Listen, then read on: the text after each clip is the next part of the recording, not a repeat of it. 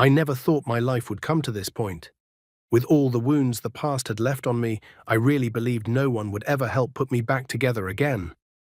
My name is Emily, a woman, a mother, someone who has fought for a long time just to stay alive in the middle of nothing. Hello, it's Uncle Joel. Come along with me to the very end, and I promise you will be delighted, thrilled, and inspired by this amazing story. Enjoy. Her red top was too tight on her. It pushed up her full chest, and her smooth, pale legs were fully visible as she moved sensually on stage. Emily danced under the club lights in a high-end strip club in New York City, a seductive smile hidden behind her mask. That night, she swallowed what little remained of her pride. Her daughter was in the hospital and needed treatment. Just dance, Emily. Mia needs this. She told herself that as hungry eyes devoured her from every direction, the men watching her were starving for her body. But Emily froze for a moment when she noticed one man sitting farther away. She knew those eyes. She knew exactly who that man was, the one watching her so intensely. At one of the VIP tables, Ryan Mitchell sat back in his chair, collar open, hair slightly tousled. He couldn't take his eyes off the familiar figure on stage. He knew that body. He knew that smile. "Is that Emily?" he muttered to himself with a bitter little laugh. Emily was the only woman he had ever truly loved. He had no idea why, one day, she'd simply left him without a word. His life had fallen apart after she was gone. He had never seen her again in the 5 years since she disappeared. That's why the thought that the woman grinding on stage could really be Emily felt impossible. His brows drew together sharply as he watched an older man walk up to her and run a hand along her leg, slipping money into her cleavage. The crowd howled. Ryan raised his hand, and a staff member rushed to his side. "I want to buy that woman's time," Ryan said coldly. "Name a price. I'll pay $1 million if I have to. I want to take her with me tonight." $1 million, sir?" The assistant stared at him in shock. "Yes," Ryan replied. "Give me your bank details and give me that woman." "Yes, sir. Right away." The assistant almost tripped over himself hurrying backstage. Emily flinched when the music suddenly stopped and the stage lights cut out. Someone called her from backstage, and confused she hurried off, leaving the disappointed shouts of the crowd behind her. "Why did I stop?" "Marcus, you know I need the money," Emily said, breathing hard as she stepped into the dim hallway. Her friend Marcus, the flamboyant manager who had helped her get into this club in the first place, grinned widely. "Calm down, Em. Big news. Someone just bought your entire night. I told you your charm was marketable." Emily stared at him, the words sinking into her skin like ice. "Really? How much?" she asked quietly, already accepting that she was no different from the other women selling their bodies. "How much?" Marcus chuckled. "Just $1 million. "A million?" Emily whispered. "That's right, Emily, $1 million. You can pay all your daughter's hospital bills, and you'll still have money left over." It was a huge amount. She knew it was only for one night. Whoever this man was, she told herself he couldn't be all that bad. There was a strict screening process to get into this club as a client. "If I were you," Marcus added playfully, "I'd do my best to charm him. Maybe Mia will end up with a dad. You might get yourself a loving husband out of this." "You know I don't believe in love anymore," Emily said. "And besides, these clients aren't here for love. They're here for sex." "Then give him the best night of his life," Marcus laughed. Emily could only grimace. The last man she had ever been with was Mia's father. "I'll go get changed, Marcus. He's probably waiting." "Fine, put on some perfume, knock him dead," he teased. Emily managed a small laugh, then turned to the mirror and took a long look at herself. She accepted the fate she'd chosen. She couldn't afford to think about dignity when her daughter's life was on the line. She kept the mask on. As she stepped outside the luxurious club, she saw him, leaning against a sleek black car, the man who had bought her time. Her world stopped. She looked straight into the eyes of Ryan Mitchell, the man she had once loved. 5 years had passed. He was also the father of her child. "Get in," Ryan said, his voice cold. Emily wanted to step back, but she told herself he probably didn't recognize her behind the mask. She slid into the car, trying to calm herself. There should be nothing left between them. They were over a long time ago. "Aren't you going to take off the mask?" he asked as they drove. "No," she replied curtly. She was terrified he would recognize her voice. "We're going to have sex later," Ryan said flatly. "You're really going to keep that on all the way to the bed?" "It's allowed," she murmured, "if that's what you want." He laughed once, but it died quickly. "I bought you because you remind me of someone," he said. "You're going to take that mask off and you're going to obey me." Emily swallowed hard, rubbing her hands together. She was scared of what would happen when he found out who she really was.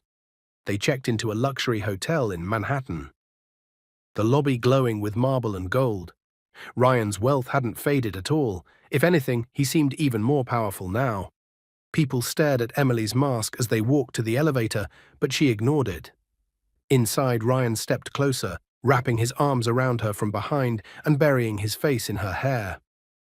"Even your scent. It's exactly the same," he whispered. His hand slid slowly down, from her neck to her shoulders to her waist, and then lower, drawing her closer. To him, it felt like he was holding the woman he'd loved all over again, without knowing it was actually her. When the elevator doors opened, Ryan took her straight to his suite. The moment the door shut, he pulled her toward the bed. "Wait," Emily gasped. "Why?" he snapped. "You're being paid, aren't you? Aren't you used to this yet?" His words stung, but she stayed silent. He kissed her aggressively, his hands roaming, his body heavy with pent-up anger and longing. Emily hadn't felt the warmth of a man in years, and only ever with him. Against her will, memories returned with the heat. At some point, in a moment of shock and feeling, she accidentally said his name. "Ryan." He froze. "How do you know my name?" "I never told you my name," he said, pulling back sharply. Emily bolted upright, panic flooding her. She backed away as he advanced, trapping her against the wall. With one hard tug, he ripped the mask away. It fell to the floor. Emily stared down, unable to meet his eyes. "Emily," he breathed. She still couldn't speak. From a deep frown, Ryan slowly broke into a hollow, joyless laugh. "I spent years looking for you. Turns out I'd find you in a strip club," he said coldly. "Of course. You've been hiding a dirty secret all along." Emily felt as if her heart were being stabbed over and over. His anger was justified. She knew that. "Fine," she said bitterly. "You fell in love with someone dirty. It's better we broke up." "Why are you here, Emily?" he demanded. "Is your new man not enough for you? And now you're here, letting strangers touch you, selling yourself." "I don't have a man," she shot back. "Really? Then why did you leave me? I gave you everything. Was someone else richer? Is that it?" His voice was laced with fury. "What do you care? You already paid for me tonight. If sex is what you want, take it. Just don't pretend you care," she snapped. "Who would believe you?" Ryan spat. "You've always been a liar." Emily shoved him hard, frustration boiling over. "Believe whatever you want. That's exactly why I left. You never trusted me." "Maybe it's better we ended," she said. She tried to walk past him, but he grabbed her arm and pushed her onto the bed. "So you think it's a good thing you left me?" he said, his temper snapping. "Really, Emily?" She bit her lip. She knew his life had almost fallen apart when she left, but she had her reasons she believed had been for his own good. "You wanted sex? Fine," he growled. "I'll give you sex. I'll make sure you forget whoever you replaced me with." The night that followed was intense, fueled by anger, hurt, and unresolved desire, but I won't describe the details. They crossed a line they'd both thought was gone forever, their bodies giving in long before their hearts caught up. Afterward, when Emily thought it was over, Ryan still wasn't done. He didn't let her go easily, pushing her back into his arms, back into another round, as if trying to erase every memory of her without him. By the time Emily woke up the next morning, she was in a different bedroom. She was wearing a silk nightgown, and the room swayed just slightly. She sat up, confused. "Where am I? Why is everything moving?" She stepped out and found herself looking out at an endless stretch of ocean. "Good, you're awake," Ryan said from behind her, walking in with a cup of coffee. "Where am I? Why are we on a yacht?" she demanded. "I brought you here. Remember?" he replied calmly. "I paid the club again. You're with me for a week." "What? Are you insane?" "Take me back. This is kidnapping," Emily said, her voice shaking. "I do not agree to this extension." "Is that how much you hate being around me?" Ryan asked. "Too bad, you don't have a choice." This yacht is headed to a private island off the coast of Florida. Say goodbye to your city for a bit." Emily stared at the disappearing shoreline in the distance, thinking of Mia. Her daughter had no one else. A week was too long to be away. Hours passed. Emily refused to eat. Ryan finally went to her in the bedroom. "Why won't you eat? You want to die?" he asked. "Maybe that would be easier," she muttered. "You're either going to eat your food, or I'll distract you until you do," he warned softly. She glared at him and snatched the spoon, taking a reluctant sip of soup. At last, her empty stomach eased just a little. "You really like threatening me, don't you?" she muttered. "How long are you keeping me here?" she asked. "A week," Ryan replied. "A week is too long. I have responsibilities I can't ignore," she insisted. "Work? How much do you earn in a day?" "I'll triple it," he said dismissively. "It's not work. You wouldn't understand." "Your man," he scoffed. "I told you, I don't have a man." "Then what exactly is the problem with us being together for 1 week? We were together for 5 years once, almost inseparable. Now you act like just spending a week with me disgusts you." Emily swallowed and looked away. They had once been happy together. As she stared out at the ocean, memories came rushing back, sweetness and bitterness tangled together. "Emily, I love you," Ryan had said, hugging her tightly on their anniversary back then. They'd been together for 5 years, and she was planning to surprise him with the best news of her life. She was pregnant. Their love had borne fruit. Emily had never been afraid because she believed with all her heart that Ryan would stand by her, no matter what. "I love you too," she'd said, smiling. "Can you believe how long we've been together? And I have no plans of ever letting you go." "I feel the same." He'd smiled and pulled out a small box. Inside was a necklace. He gently fastened it around her neck. "It's beautiful," she'd breathed. "But Ryan, this looks expensive." "No matter how expensive something is, you deserve it, Emily," he answered. Ryan came from a wealthy family. Money wasn't their problem. Their real problem was that his parents didn't know about their relationship. "I'll introduce you to my mom soon," he promised. "I'm sure she'll like you." "What if she doesn't?" Emily asked. "I'm not rich, Ryan. They might want someone from their world." "They don't get to decide that. I choose you," he said firmly. Emily had simply nodded, sleep slowly pulling her into his arms. The next day, Ryan left her a note saying he had to attend a business meeting. While he was gone, there was a knock at the door. Emily wasn't expecting anyone. When she opened it, she came face to face with Mrs. Mitchell, Ryan's mother. "So it's true. My son is living with someone," his mother said, arching a brow as she looked Emily up and down. "Mom, I love your son," Emily said softly. "Love?" Mrs. Mitchell sneered. "The only thing you love is his money. You're just a gold digger trying to grab the Mitchell fortune." Before Emily could react, the older woman slapped her hard. Emily staggered, stunned. Before she could collect her thoughts, Ryan's mother grabbed her hair and yanked her head back. "Leave my son," she snarled. "Do you know they're threatening to cut off his inheritance because of you? He'll lose everything because of a girl like you." She flung Emily away. Emily's stomach slammed into the edge of the table, dizziness washed over her, and then she felt something warm and wet running down her legs. Blood. She screamed. Ryan's mother froze. "You're pregnant," she whispered. "Please don't hurt me. I'm carrying your grandchild," Emily begged. "I will never accept a grandchild from you. Get out. Either you leave, or I make sure that baby never sees the light of day," the woman hissed. Terrified for her child, Emily grabbed her stomach protectively. She packed her things in a hurry.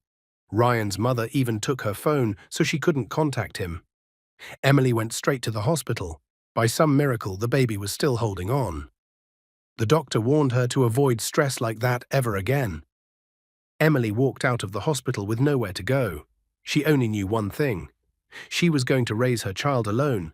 She moved to a small town in Ohio, far from New York City, and started over.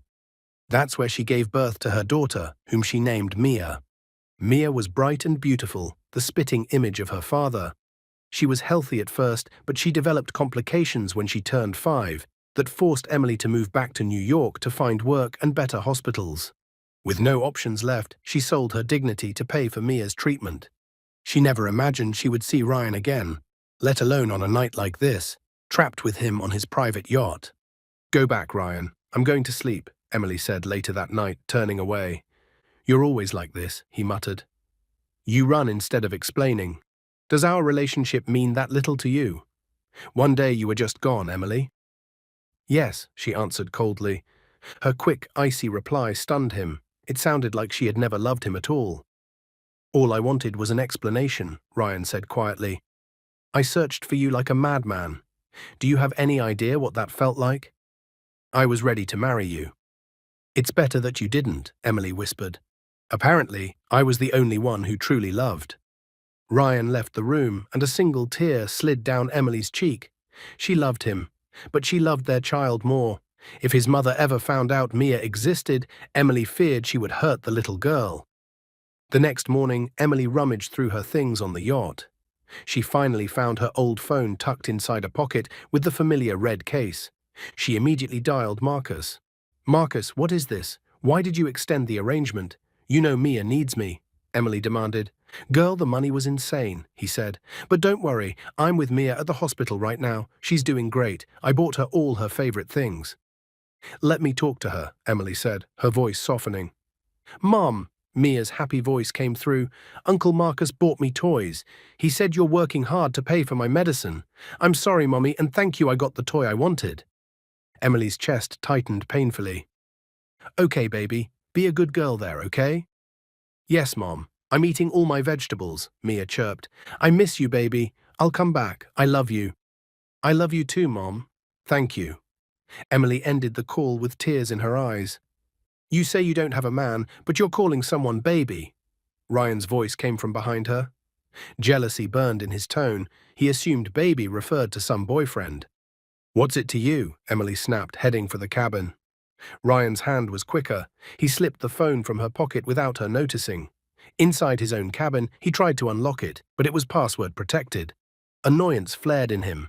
If he couldn't use the phone to find out who Emily was hiding from him, then she wouldn't be able to use it either. In a flash of anger, he tossed the phone overboard. It disappeared into the ocean with a splash. Later, Emily searched desperately but couldn't find it. Her only connection to her daughter was gone. Hands on her hips, she confronted Ryan. Did you see my phone? She demanded. Ryan leaned against the cabin wall, a teasing smile on his lips. Phone? Maybe you dropped it. Or left it somewhere, he said lightly. I'm not stupid, Ryan. I always keep it with me. Where is it? Emily's voice trembled with anger. Ryan walked toward her slowly, voice low and taunting. Why? What's so important about that phone? I've seen you clutching it like your life depended on it. What's in there? Because it's important to me, she shot back. And what's your problem if I have someone to talk to? He let out a bitter laugh, jealousy clear. Someone to talk to? Don't make me stupid, Emily. I heard you. Baby. So tell me, is he your guy? Emily's voice shook as she forced back her tears. I don't have a man, Ryan. Then who is this precious baby that's more important than me? He demanded. Emily stepped closer, glaring right into his eyes. Why do you need to control everything in my life? Just because you dragged me onto your yacht, you think you can dictate all my moves? Ryan's jaw clenched. If you have nothing to hide, you shouldn't have a problem with me holding your things, he said coldly. You still don't know how to trust, she replied. Not everything in this world revolves around you, Ryan. He stared at her, something raw flickering in his eyes. Trust, he said quietly. You're the last person who should say that to me. You left me without a word. Now you're here, calling someone else baby. Do you want to drive me insane? Emily stepped back. If you lose your mind, that's your problem, not mine, she said. You never learned how to love without choking the person you say you care about. Ryan fell silent, his gaze darkening. Sometimes I think you really would rather I disappear from your life, he whispered. That you'd be happier if you never saw me again. Emily looked down at the floor. Maybe I would, she said softly. Maybe I would be happier if you were out of my life. He grabbed her arm. No, Emily, you're not escaping this time. You tried once. This time I've got you, he said, voice low and tight. Let me go, Ryan. Not every woman can be bought or locked up, she snarled. Do you think your money and your yacht can erase the pain you left in me? His grip tightened. If I can't use money to get you, I'll use my anger, he said. You want a fight, Emily? I'll give you a fight. You're the only one fighting, she replied, shoving him away. I'm tired of trying to understand you, but that doesn't mean you get to control me. Ryan paused, staring at her with eyes full of hurt. You never look back at all, Emily, he murmured. And me? I never stopped looking for you. If that's true, why is it that all you bring me now is more pain? She asked. He raked a hand through his hair, frustrated. Because I'm hurt too, Emily. You're not the only victim here, but you're the only one acting like you are. You don't know what I've been through, Ryan. You don't know my life now, she said. Exactly, he replied. That's why I want to know. And if you won't tell me, I'll find out. Not every secret needs to be revealed, she said quietly. Sometimes it's better if they stay hidden. Then maybe it's better if I keep you here, he muttered, so you can't run again. What are you, Ryan? A warden? A kidnapper? Or just a man who can't let go? She asked bitterly. Probably all of the above, he said with a sad smile. But one thing's for sure. I'm never letting you go again. Silence fell between them. Outside, the waves slammed against the yacht, but the tension inside was heavier than the sea. If you can't love me the right way, Ryan, Emily whispered, then maybe it's better if we disappear from each other's lives. Ryan stepped closer, his voice barely above a whisper. And if I can't have you the right way, I'll still choose to have you, wrong or right. On this yacht, you're not escaping me. That night, they didn't speak much. Emily sat huddled in the corner of the cabin, fighting back tears. Ryan stood at the window, staring out at the dark ocean, his mind a storm on its own. The next day, Emily woke up hungry. She finally went to the small yacht kitchen. She found eggs, bread, and a few vegetables, and began to cook quietly. As she worked, she felt eyes on her. When she turned, Ryan was leaning against the wall, watching her every move. What? Don't you have anything better to watch? She asked. He smirked and stepped closer. You're beautiful when you cook, he said, like a wife. Wife? You haven't lifted a finger here. I'm doing all the work, she retorted. Hey, I brought the food onto the yacht. You're cooking it. I think that's fair, he said. I'll just do the eating. You're like a dog, Emily muttered, plating the eggs. You only show up when there's food. If I'm a dog, that makes you my owner, he replied. She froze for a second, caught off guard by the implication. She handed him a plate instead of answering. They sat at the small table and ate in silence at first. The air felt heavy between them, like they were both waiting for something to break. I missed this, Ryan said suddenly. Not the eggs, these simple moments, eating with you. It's crazy to think I spent 5 years looking for this again. Emily said nothing, but her chest tightened. When they finished, Ryan cleared the table. Emily blinked in surprise. You know how to clean up now, she teased. Trying to impress me again? He chuckled, and for the first time in a long while, the atmosphere between them lightened. But when he came back and sat beside her, the tension returned. He sat too close, close enough that she could feel his body heat. Ryan, what are you doing? Don't sit so close, she said nervously. He only moved closer, his breath warm against her neck. Why? He whispered. Are you afraid of me, or are you afraid of how you feel when I'm near you? Emily sucked in a breath and shot to her feet, but Ryan grabbed her wrist gently and pulled her back down. They were almost touching now. Let me go, Ryan, she ordered. I'm not letting you escape again. Not this time, he said softly. His hand slipped from her wrist to her shoulder, caressing gently. Emily turned to glare at him, but found herself looking into eyes filled not just with anger, but with hurt and longing. Ryan, this isn't right, she whispered. But it's what we both want, he murmured. His fingers brushed her cheek, and despite everything her mind screamed, her body betrayed her. When his lips met hers, the kiss was firm, desperate, full of all the emotions they hadn't been able to say. She resisted at first, but eventually melted into him, her eyes closing, letting the memories and feelings wash over her. One thing led to another. He laid her down on the long couch, his warmth pressing over her. She whispered that it was wrong, but her voice was weak, tangled in confusion. I won't stop this time, Em, he whispered. Not now. They made love again, not with the same anger as before, but with a mixture of pain, regret, and the stubborn, enduring love neither of them could deny. I won't detail what happened, but the yacht became the silent witness to the fire they'd tried so hard to bury. Days passed like that. Arguments, silences, stolen touches, and nights where they crossed lines they promised themselves they wouldn't. One afternoon, while Emily was cooking again, a small silver bracelet slipped out of her bag. It had the name Mia engraved on it. Ryan, who had been quietly watching her from the side, picked it up. "Whose is this?" he asked. Emily spun around, eyes wide. "Give it back," she said. He smirked slightly, though his eyes were cold. "You didn't answer my question. Whose is it?" "It's none of your business," she shot back. "Whose?" he repeated. She straightened, trying to keep her voice steady. "If you're thinking it belongs to some guy, you're wrong," she said. Ryan let out a humorless laugh. "Oh, so you were running away all those years because you had someone else," he said. "We were together for 5 years. 5. And now it feels like there's a whole part of your life I never knew." "Whatever it is, it's mine," Emily said. "You don't have to know everything." Ryan lit a cigarette, took a sip of coffee, and walked closer. "If I'm not allowed to know anything, why did you come back into my life?" he said. "If I'm holding something, it's mine. And if I'm holding you, you're mine. No sharing." Emily swallowed her fear and met his eyes. "That's exactly why I left, Ryan, because everything about me you treated like property.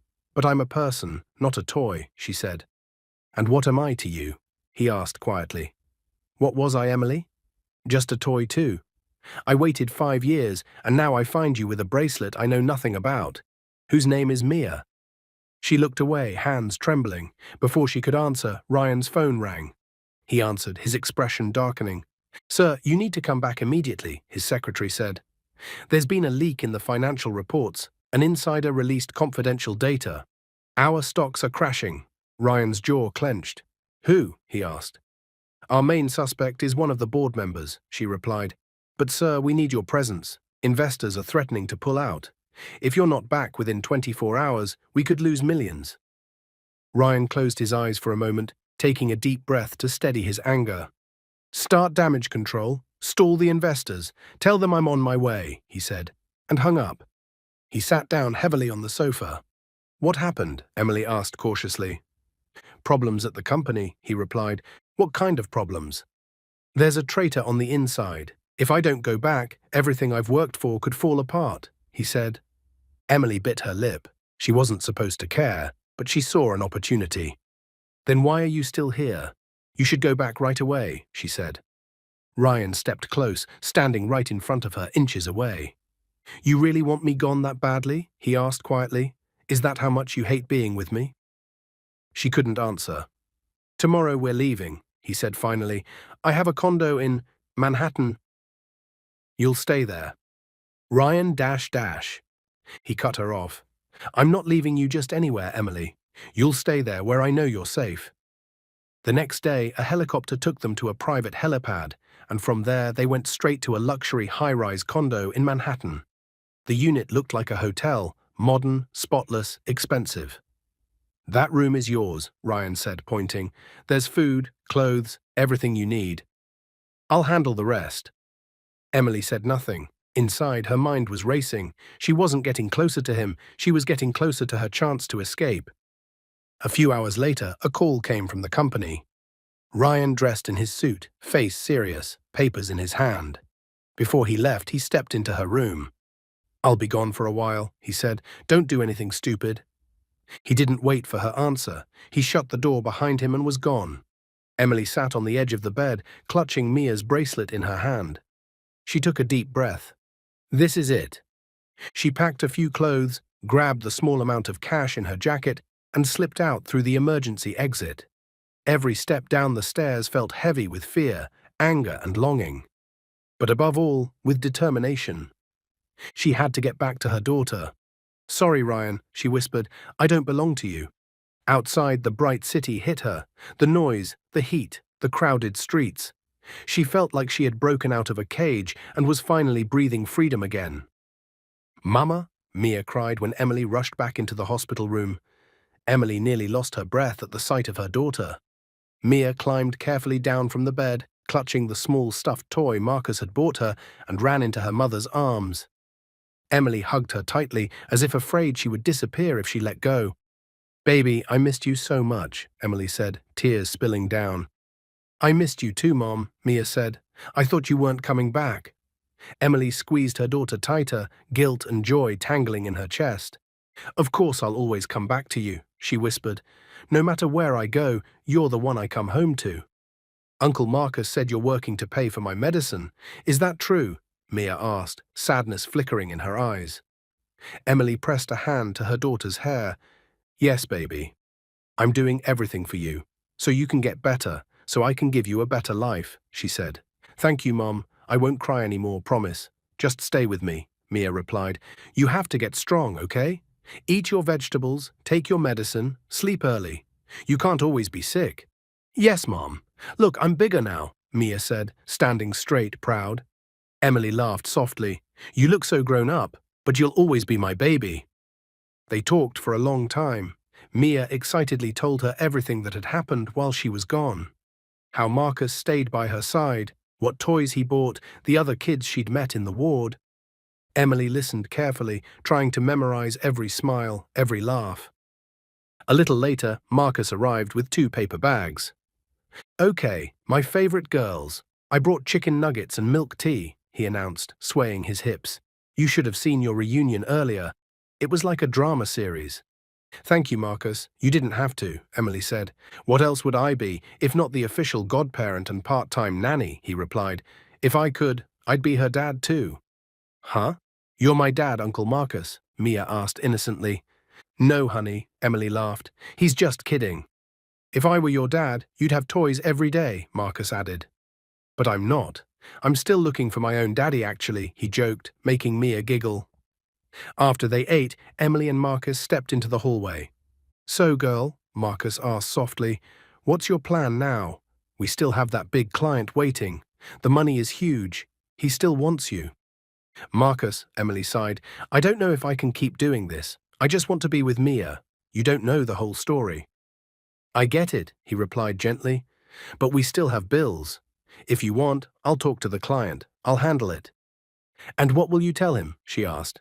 Leave that to me. Just don't do anything reckless. Remember, you're a mom now, he reminded her. Emily laughed softly but felt the sincerity under his words. Meanwhile, across the city, in the boardroom of Duchess Mitchell Holdings, the long table was filled with directors and shareholders. At the end sat Ryan in a dark suit, posture sharp, expression unreadable. Mr. Mitchell, the situation is urgent, one director said. One of our major partners just pulled out. Why? Ryan asked calmly. Because of the leaked documents. It looks like an inside job, the director replied. Ryan's grip tightened around his pen. He didn't shout, but his gaze was icy. So we have a traitor, he said. Find him. If we don't contain this, our stock could crash, another director said. I don't care about the stock price as much as I care about loyalty, Ryan replied quietly. Whoever did this will pay. The room fell silent. His voice was low and calm, but it sent chills through everyone present. After the tense meeting, Ryan retreated to his office. A private investigator was already waiting for him. Sir, about the person you asked me to find, Emily, the investigator began. Ryan's brows knit together, but he nodded. She's been living in a small apartment in Happy, Brooklyn. She came back to New York about 5 years ago, the investigator said. She brought a child with her, the girl's sick, which is why Emily's been desperate for work. Time seemed to stop for Ryan. A child? He asked.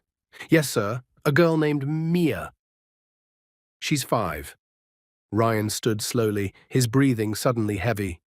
Based on the timeline, the investigator continued, Emily moved away around the same time you two were together. Records show she was living in a small town before returning here with the child. There's a high chance Mia is your daughter.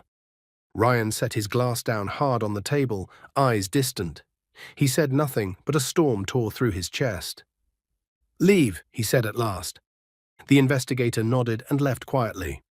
Ryan remained in his office, outwardly calm but burning inside. If Mia was his daughter, Emily had hidden her from him for years. Back at the hospital, Emily was packing a small bag in the room when a nurse came in. Mom, we're moving you and your daughter to a bigger room, a private suite, the nurse announced. It has better facilities. Someone's taken care of the bill. Taken care of? There must be a mistake. I didn't arrange that. I don't have that kind of money, Emily said. There's no mistake, the nurse said. Someone settled the payment. They asked to stay anonymous. They just wanted to make sure your daughter is comfortable. Anonymous, Emily repeated. I don't know anyone who would spend that kind of money on us. Mama, maybe it's a fairy godmother, Mia chimed in. I feel like a princess. There's no such thing as fairy godmothers, Emily muttered. But fine, we'll move. I just hope I can thank whoever did this someday. Mia was moved into a bright, spacious private suite with its own sitting area and a soft bed. Emily left Mia in the care of the nurse for a bit, while she ran back to their apartment to grab more clothes. When she stepped out of the building, she noticed a black car parked in front. The window rolled down.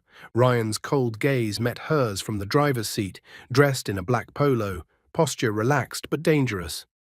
Get in, Emily, he said. She shook her head instinctively. She hadn't expected him to find her so quickly. There was something different about his presence now, colder, heavier. I can't. I have somewhere to go, she said. I said get in, he repeated. Her knees trembled. Neighbors were nearby. She didn't want a scene. If you don't want everyone staring, get in the car, he warned. I'm not leaving without you. Emily closed her eyes and gave in. She slid into the passenger seat, her heart pounding. The familiar scent of him flooded her senses.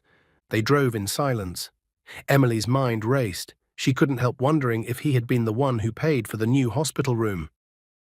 You paid for the room at the hospital, didn't you? She finally asked. Why did you do that? You're not obligated. You don't have to get involved with Mia and me. I won't let my child lie in a cramped room, he replied. Emily froze. Your child, she echoed. Don't joke about that, Ryan. You really think I can't investigate? He said quietly. You can't hide anything from me. I know Mia is my daughter. You don't know what you're talking about, Emily whispered. Don't test me, Emily, he said. Blood doesn't lie. And those eyes. Where do you think she got them? Emily couldn't answer. She couldn't deny the truth. Even if she is your daughter, you still have no right, she said, voice shaking. You don't know what I went through. You don't know why I left. You left to run away from me, or to hide her from me, he asked. To protect her, Emily replied, to make sure she never experienced the pain I went through because of you. Ryan fell silent for a long moment. His gaze stayed hard, but something in it wavered. If you think you can protect her by hiding her from me, you're wrong, he said. You have no idea how much I can give her. Security, education, a future. Can you give her all that alone? I did everything I could so she could live decently, even without your money and without a father, Emily said. She doesn't need riches, she needs love. And honestly, I don't see that in you. You don't know me if you think I don't have love for my child, he replied. If you think I'll let you erase my rights as her father, you're wrong. Please, Ryan, Emily begged. Don't mess up our lives anymore. No, Emily, this time you're the one who won't escape, he said quietly. I found you. I found my daughter.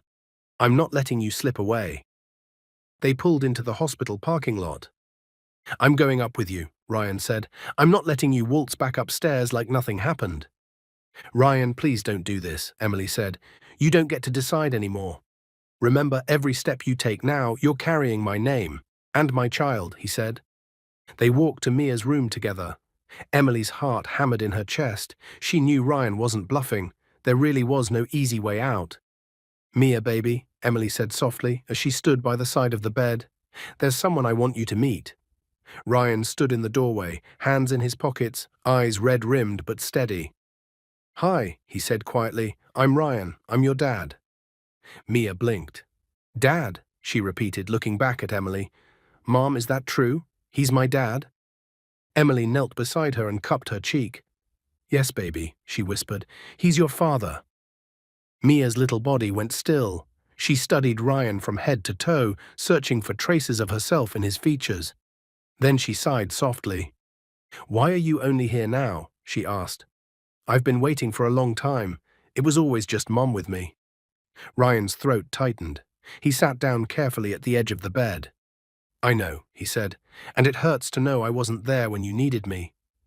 But from now on, I won't leave again. Can you really do that? Mia asked. Maybe you'll disappear again. I think I still just want Mom.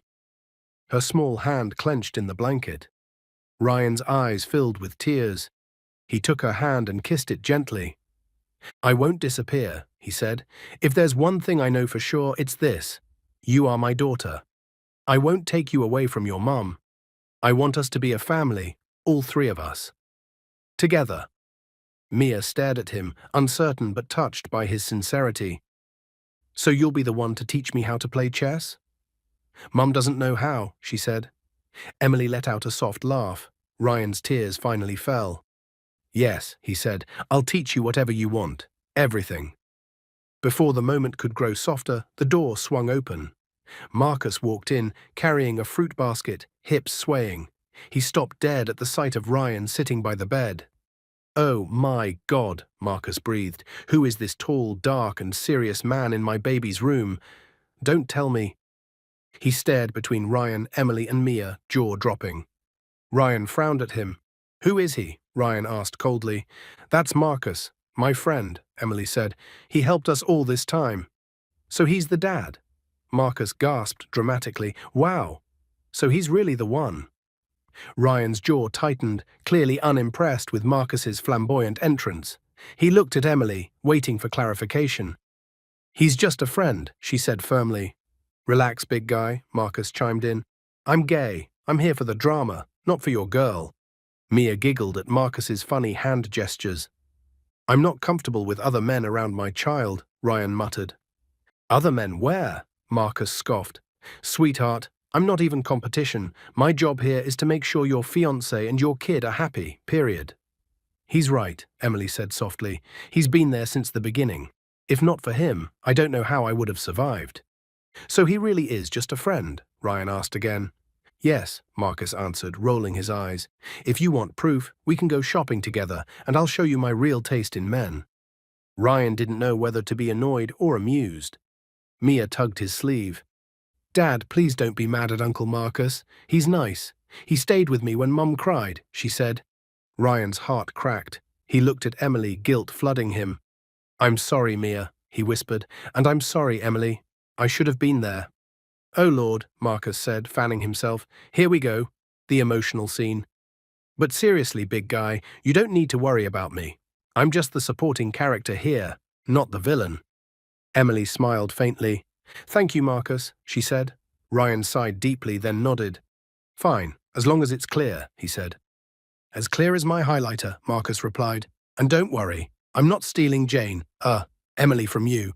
I'm into boys, not drama like that. Well, not that kind. He flashed a finger heart at Ryan, half teasing, half starstruck. Ryan sat back and took a deep breath.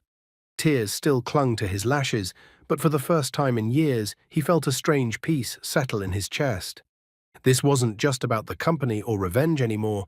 This was a new battle for his family. Mia, he said softly, I'm never letting you and your mum go again. From now on, we're staying together. Okay, Dad, Mia said, hugging him. Just don't leave again. Promise? I promise, he answered. Emily watched them, her heart aching and healing all at once. Marcus stood in the corner, arms crossed proudly. Whatever this love story is, he thought, I'm the supporting actress and I'm loving it. That night, the hospital hallway was quiet. Emily sat at the edge of Mia's bed, watching her sleep. Worry still lingered in her eyes, but little by little it was being replaced by something else. Hope. The door opened quietly and Ryan stepped in with a paper bag. Did you eat dinner? He asked. Or are you surviving on coffee again? I'm fine. I'm full from looking after Mia, she answered. Ryan set the food down and gently touched her shoulder. You can't neglect yourself, he said. If you want to be strong for Mia, you have to take care of yourself too. Emily wasn't used to this kind of gentleness from him. They held each other's gaze for a moment before she finally nodded. Fine, she said, I'll eat. While she ate, Ryan stayed by Mia's bedside, watching her sleep. Her thin arms, her innocent face. He traced a hand gently over her hair and smiled. My daughter, he whispered. Emily heard it and froze. She looked at him and knew those words came from deep inside him. Weeks passed. Mia grew stronger. Every day, Ryan came with toys, books, sometimes flowers for Emily. He was no longer just the cold, domineering businessman. Bit by bit, he showed them the softness of his heart. Sometimes they played board games at the hospital room table. "Mom, look," Mia said one day, "I beat Dad." Emily and Ryan exchanged a smile. "Don't call me Mr. Ryan anymore," he told her gently. "Just Dad." Mia blinked, then grinned. "Okay, Dad," she said. For the first time, Ryan truly felt what it meant to be a father. He couldn't hold back his tears. 2 months after Mia was admitted, she was finally allowed to go home. The day was bright and clear. As they walked out of the hospital, Mia held both Emily and Ryan's hands. "Mom, Dad, let's go home," she said. Those words were music to Ryan's ears. Marcus leaned against a lamppost outside and waved dramatically. "Did you really think I'd miss this?" he said. "I'm the official escort for my godchild, fresh out of the hospital." They laughed together. Ryan still felt a flicker of jealousy at Marcus's closeness with Emily, but underneath it all he was grateful. As Mia's health steadily improved, the three of them spent more time together as a family. Ryan took them to parks, malls, and quiet dinners at home. They started to build a rhythm. Sundays at church, meals together, silly little rituals that slowly stitched their broken pieces into something whole. One night, while Mia slept, Emily and Ryan sat together on a small balcony outside the hospital room. "I never thought we'd be here like this," Ryan said quietly. "Before, all I felt was anger. I wanted answers. Revenge." "And now?" Emily asked. He took her hand and squeezed it gently. "Now I'm afraid," he admitted. "Afraid of losing you again." Emily didn't answer right away. Doubt still lingered in her heart, but so did the warmth of the truth she'd been denying. She still loved him. 2 weeks after Mia was discharged, Ryan invited Emily to a special dinner. He wouldn't tell her where, only that she should dress nicely. He took her to an elegant hotel restaurant in New York, with crystal chandeliers, live classical music, candles and roses on every table.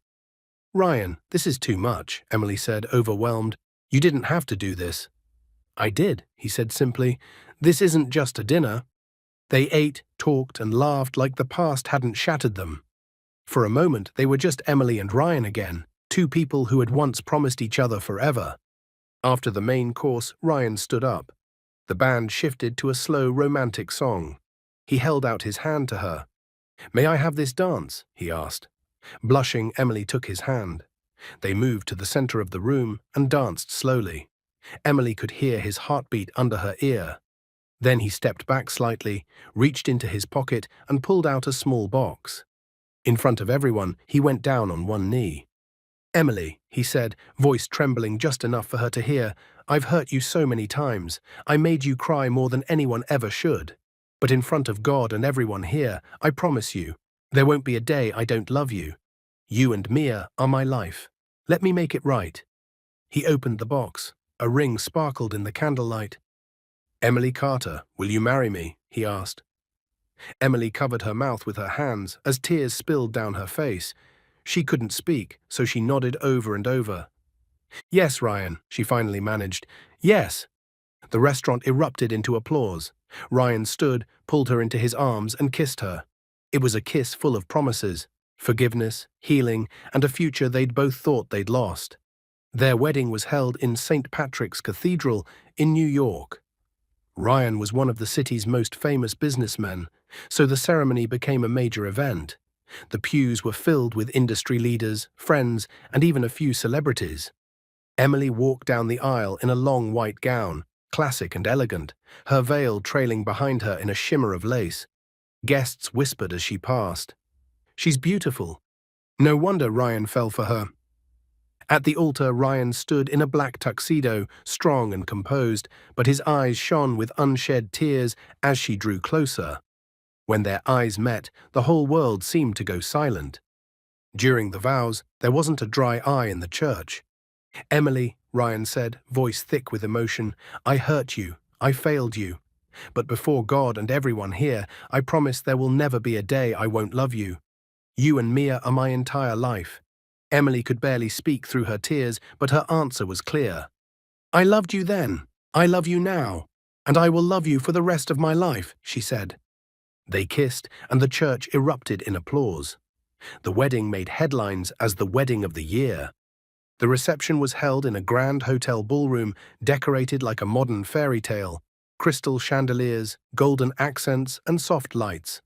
A live band played while the newlyweds danced in the center of the floor. Little Mia ran up and squeezed between them, hugging their legs. They laughed and pulled her into their embrace. The three of them dancing together became the perfect image of a complete family. "Yes, power couple of the decade," Marcus shouted from his table. "Applause, people." Laughter and clapping followed. That night, they boarded a private jet to Hawaii for their honeymoon, staying in an exclusive overwater villa perched above the ocean. There was a pool, candles, and a bed sprinkled with rose petals. Once inside, Ryan shut the door, pulled Emily into his arms, and kissed her deeply. "Finally," he murmured, "you're my wife, and nothing can stop me from loving you now." Their night together was filled with passion, but also with tenderness, a celebration not just of their bodies, but of everything they had survived to reach this point. No longer driven by anger or fear, their embrace was a seal on the promise that they would never leave each other again. Their family grew stronger. Mia drew even closer to Ryan, calling him Dad with her whole heart. Every Sunday they went to church together, ate out afterward, and spent the rest of the day as a family. One day, Emily noticed she was unusually tired and dizzy. A checkup confirmed what she hadn't even dared to hope. She was pregnant. She went home with the news, heart full. When she walked in, Ryan and Mia were playing on the living room floor. "Ryan, Mia, I have something to tell you," she said. They both looked up. "Sweetheart," she said to Mia, "you're going to be a big sister." Mia squealed and hugged her mother's belly. "Yes, a baby," she shouted. Ryan froze, then broke into a wide smile and pulled Emily into a tight hug. "Another blessing," he whispered. "Emily, you've given me more than I could ever ask for." They stayed like that, father, mother, and daughter, wrapped in each other's arms. I learned that it's not enough to just survive alone. Yes, I'm a strong woman and a strong mother. But I also learned that it isn't wrong to lean on someone. It isn't wrong to accept love. Sometimes the right person will come, the one who will stand by you, who will love you wholly, including your child. That's when I understood that real strength isn't just about enduring. It's about opening your heart again. Now I hold the hand of the man I love and the hand of the child who was the reason for all my battles. And I can finally say, no matter how painful the past is, the right time will come, a time when you can be whole and truly happy. The end.